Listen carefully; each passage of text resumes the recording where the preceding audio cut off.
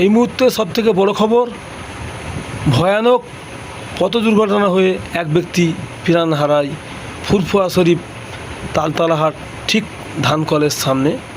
আপনারা ভিডিওটি শেষ পর্যন্ত দেখুন, বেশি বেশি শেয়ার করুন। জল কিনে আসছিল ঘরের দিকে, ইউমান হুজুরের ঘরের সামনে লরির সঙ্গে অ্যাক্সিডেন্ট হয়েছে। লাশটা লেসে দিতে পার কি করা যাবে? আজকের মধ্যে 3 ঘন্টার মধ্যে আমাদের ঘরে লাশটা দিতে হবে।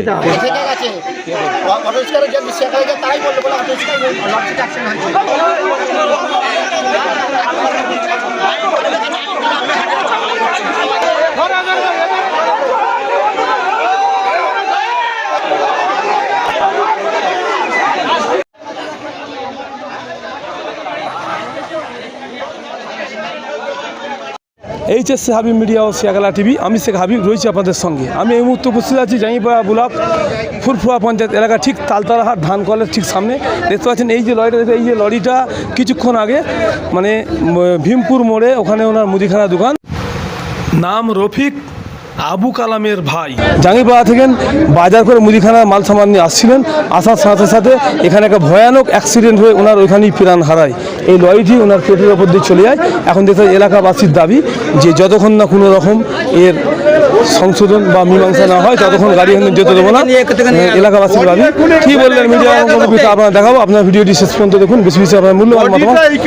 সেভ ড্রাইভ সেভ লাইফ, আস্তে গাড়ি চালান, জীবন বাঁচান, আপনি বাঁচান, আমার পরিবার বাঁচবে। দেখে গাড়ি চালালে জনগণ বাঁচবে। কী বললেন মিডিয়ার মুখোমুখি এলাকাবাসী, তা আপনাদের শোনাবো বা দেখাবো।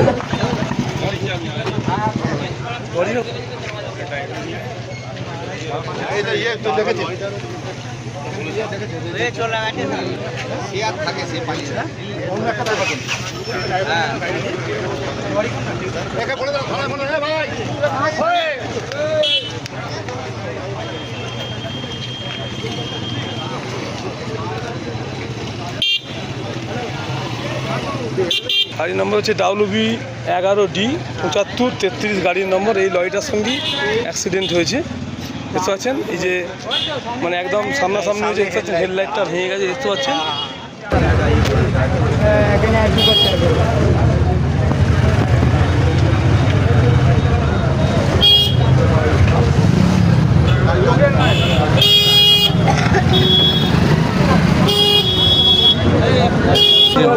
লরির সঙ্গে অ্যাক্সিডেন্ট হয়েছে। জাঙ্গিপাড়াতে মাল জল দেখতে পাচ্ছেন ডাল ফাল সব পড়ে আছে রাস্তায়, মুদিখানার মাল নিয়ে আসছিল। সাথে সাথে তুলে নিয়ে চলে গেছে।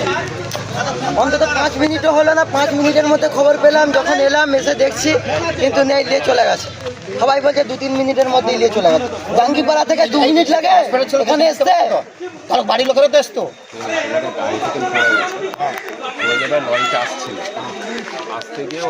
না না, কি হয়েছে আমরা নিজে দেখিনি তো, যে দেখেছে সে বলবে, আমি কেন বলবো? কে বলেছে আপনি বলছেন? কে বললো গাড়ি পড়ে গেছে? থেকে গেছে অটোস্কারে যে সেখানে গিয়ে তাই বললো, বলে অটোস্কার লঞ্চে অ্যাক্সিডেন্ট হয়েছে।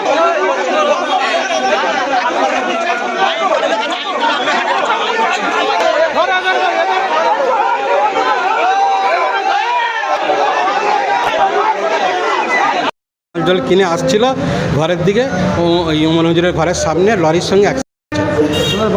ওনার বাড়ি ভীমপুরের মোড়ে, ওখানে ছোটো মাছের তলার পাশে। রফিক জাঙ্গিপাড়াতে মাল কিনে আসছিল বাড়িতে, মুদিখানার দোকান আছে।